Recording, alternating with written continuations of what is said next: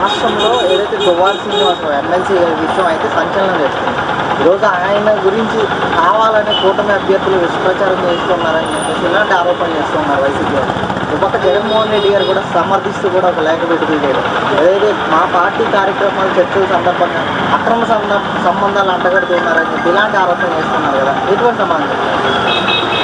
అసలుకి జగన్మోహన్ రెడ్డి గురించి కానీ వాళ్ళ మంత్రుల గురించి కానీ వాళ్ళ ఎమ్మెల్సీల గురించి మాట్లాడాలంటే ఆంధ్రప్రదేశ్ జనం అసలుకి సిగ్గుతో తల ఉంచుకోవాల్సి వస్తుంది. ఎందుకంటే గతంలో మీ కార్యక్రమాలు మీరు చేసిన ఇది మీ భాగవతాలు అందరికీ తెలిసినాయి.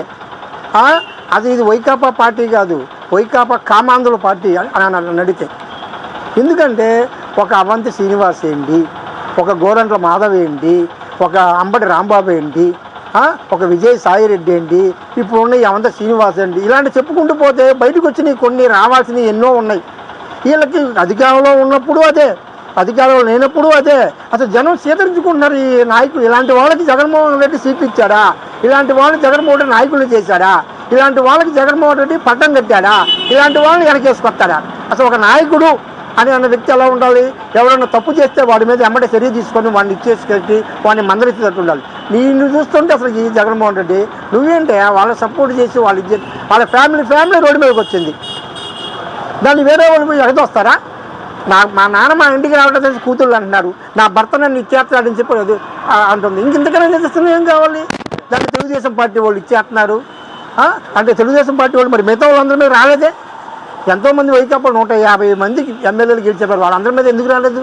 తెలుగుదేశం పార్టీ వాళ్ళు తప్పు చేసేవాడి మీద ఇచ్చేస్తారు తప్ప నీలాగా ఇచ్చేసడానికి ఇది కాదు కదా. ఇప్పటికైనా మీరు ఆలోచించండి. అసలుకి ఏం జరుగుతుంది రాష్ట్రంలో? రాష్ట్రం ఒక పక్క నాశనం చేసావు, ఒక పక్క ఇది చేసావు, అది అయిపోయింది 5 సంవత్సరాల్లో. ఇప్పుడు కూడా మీరు ఇచ్చేస్తుంటే దాన్ని ప్రశ్నించడం తప్ప.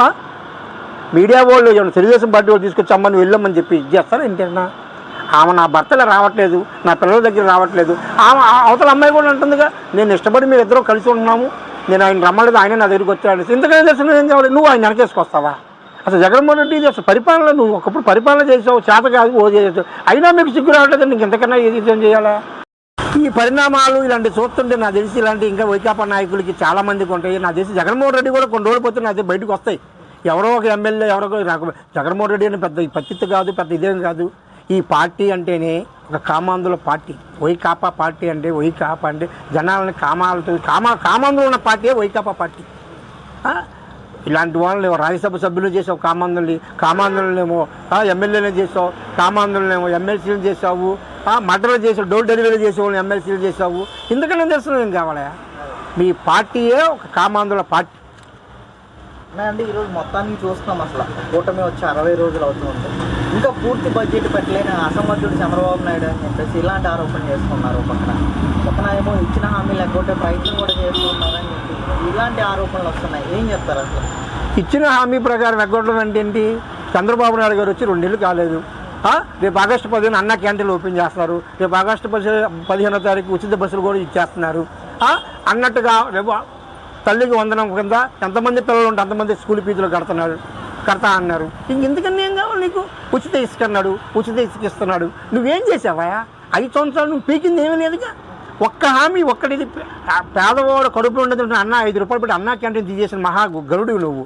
అసలు నాకు తెలిసినంతవరకు నీకు మాట్లాడే అర్హత, మాట్లాడే నైతిక హక్కు అనేది జగన్మోహన్ రెడ్డి ఎప్పుడో కోల్పోయాడు. అలాంటి వాడి మాట మనం పట్టించుకోవడం కూడా నాకు తెలిసినంతవరకు అనవసరం. సరే అండి, ఈరోజు జగన్మోహన్ రెడ్డి గారు చెప్తున్నారు ఇంకా జగనే ఉండుంటే బాగుండేదని ప్రతి ఇంట్లో కూడా చర్చలు జరుపుకుంటున్నారు. నేనుంటే ప్రజలకు ఇంకా బాగుండేదని చెప్పి సాయం చేస్తున్న నాయకులు ఏం చెప్తారు? వాళ్ళ దగ్గరికి వెళ్ళి మరి అడగొచ్చుగా, ఏంటమ్మా నేనేం తప్పు చేశాననేసి. ధైర్యం లేదు. వెళ్ళేటప్పుడే ముద్దులు పెట్టుకొని వెళ్ళావు, అధికారం వచ్చారు పరదాలు కట్టుకొని తిరిగావు. చెట్లు కొట్టేసిన ముఖ్యమంత్రి ఎవడయ్యా? నాకు తెలిసి ఎవరన్నా చెట్లు పెంచుతారు, ప్రకృతిని కాపాడతారు. నువ్వు వస్తుంటే చెట్లు ఏం చేసినాయి? జనం దానికే నిన్ను స్వీకరించుకున్నారా? నీలాంటి సైకో ఓడు అనేవాడు పనికిరాడు, నువ్వు దేనికి పనికిరాని అసమర్థుడివి, నువ్వు ఒక ఎదవి అని చెప్పి ఆంధ్రప్రదేశ్ జనం నీకు 11 సీట్లు ఇచ్చి ఎందుకంటే ఇంకా నువ్వు ప్రజలకు వెళ్తే ఇల్లు చెప్పుతో కొడతారు. నాకు తెలిసి నువ్వు ఇచ్చిన హామీలు ఏది నెరవేర్చావాయా? అసలు ఏ మొహం పెట్టుకొని వచ్చావా నువ్వు మా దగ్గరికి అని చెప్పి చెప్పులతో కొడతారు. నాకు తెలిసినంత జగన్మోహన్ రెడ్డి గారిని వెళ్తే